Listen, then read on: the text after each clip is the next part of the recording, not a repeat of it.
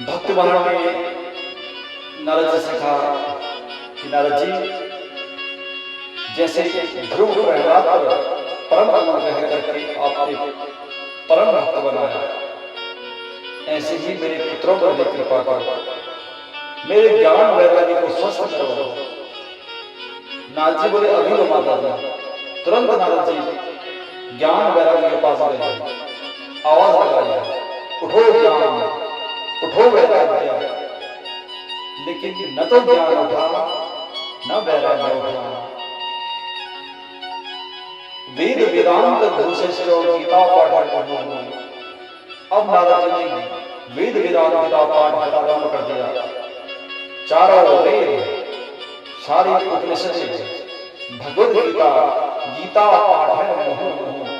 गीता को तो न जाने कितनी बार पाठ किया, लेकिन उससे थोड़ी सी चेतना आती, फिर दोनों बेहोश हो जाते हैं। अब नारद जी चिंतित हो उठे, बोले, मेरे पास जितनी भी जड़ी बूटी थी वो तो सब मैंने इनको चढ़ा दी, जितने भी शास्त्र थे वो सब सुना दिए, पर इनको बिल्कुल भी फायदा नहीं होता। अब क्या करना? जब चिंतित हो उठे तभी आकाशवाणी हुई, व्योमवाणी तदेव मारिषे खिद्यतामिति उद्यमस्य प्रस्तेयं भविष्यति न संशयो। नारद जी दुखी न हो, आपका उद्यम निश्चित ही सफल होगा। नारद जी ने कहा, इतना तो उद्यम करता हूं, लेकिन फायदा तो कुछ होता नहीं। कौन सा? तो आकाशवाणी ने कहा कि सत्कर्म करो। नारद जी ने कहा कि अब तक मैं क्या कर रहा था? चारों वेद, सारी उपनिषदें मैंने सुनाई, ये सत्कर्म नहीं तो क्या है?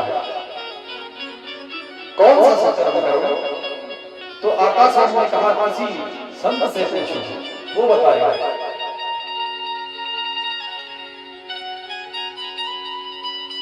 नारद जी बोले, देखो, न तो डॉक्टर का नाम, ना दवाई का नाम,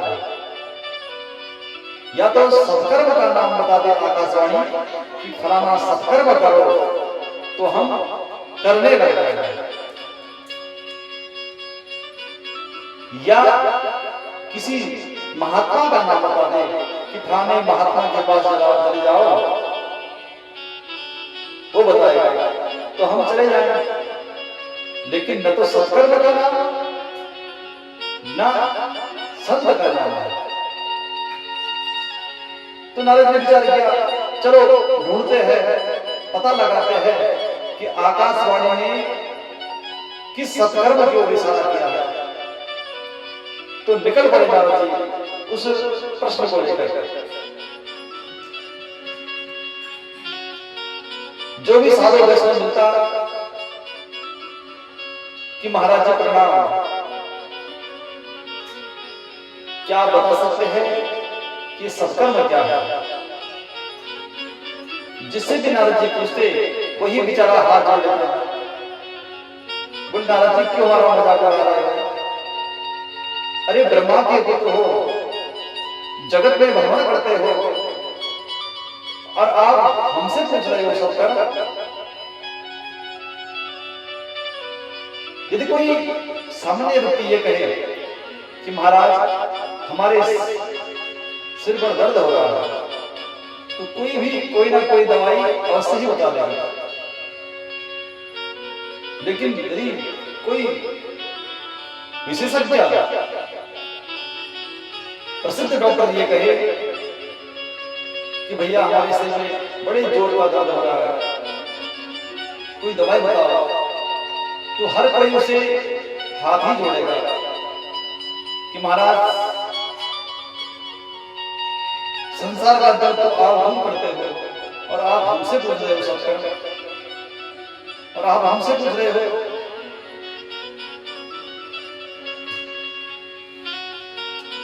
तो ऐसे ही नारद जी भी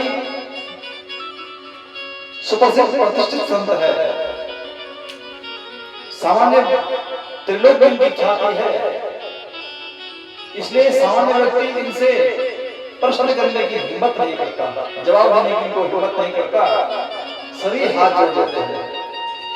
लेकिन जो सुप्रसिद्ध प्रतिष्ठित संत थे, जब नाम सुनकर के नारद जी उनके आश्रम में पहुंचे कि महाराज आपका बहुत नाम सुना है, कृपा करके आप बताइए कि सत्कर्म किसे कहते हैं। तो वही अपनी इज्जत रखने के लिए इशारा कर देते हैं कि आजकल हमारा मौन व्रत चल रहा है, जब मौन खुलेगा तब बात करेंगे। तो मुखी भूतास्तु केंद्रस्थ पढ़ाया,